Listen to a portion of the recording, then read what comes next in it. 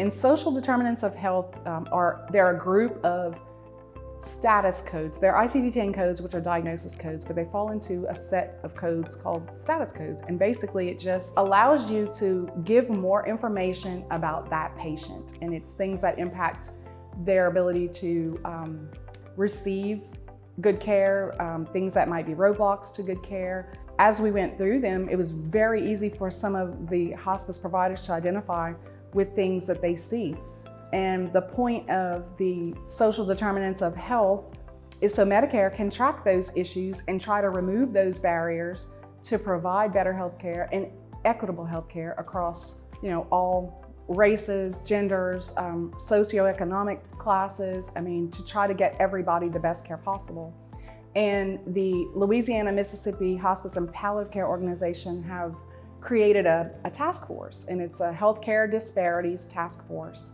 And they actually approached me. Jamie called me and asked about these codes because he knew they were being tracked by Medicare, which they are tracking them. And he had gotten the publication from Medicare that says, here are the codes, here's the data that we've compiled since 2016. And it really got their attention because it's exactly the type of things they're trying to address and remove within the disparities task force. So when you start talking about the codes, there are things like homelessness, food insecurities, illiteracy, which is big if you're having to read medication labels. Grandparents are raising their grandchildren. Grandparents are ill, terminally ill, and the thing they worry the most about is who is going to take care of their grandchildren. And there's a code for that. And what really surprised me is looking statistically at the numbers, hospice and home health were not even in the top. They were nowhere on the grid for what types of providers are reporting these codes. And diagnosis codes must be provided by the physician, right? But status codes can be identified and documented by the clinicians in the home. So the nurse can identify those and document it in the chart, which means it goes to Medicare on the claim and they pick it up and use it in their statistical analysis.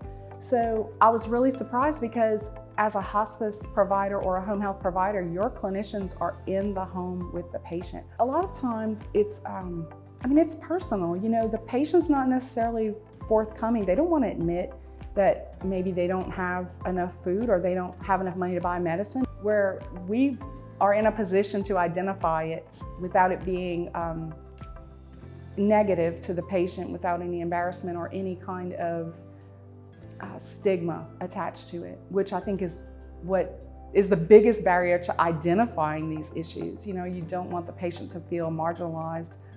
Medicare every year puts out what they call the proposed rule. So hospice, every provider type has a proposed rule. And in that proposed rule, they talked about the new benchmarking and how these disparities, how they want to know, they asked the provider specifically a list of questions, and they were directly related to how are we identifying these barriers and disparities? How are we removing them? How are we addressing them? So I feel like our task force is ahead of the game, but we're ahead of the game for the right reason, because we care about our patients. We want them to have the best care. We want to remove those barriers and make sure that all of our patients are treated equally, and given care to the best of our ability. And the presentation was very well received. We had a lot of questions, a lot of good feedback, and mostly just a lot of people saying, wow, we didn't know these codes exist, and we didn't know we could just code them ourselves without the physician first documenting them, which is huge. They can just identify them, code it, it's a status really, and use that information internally to address trends.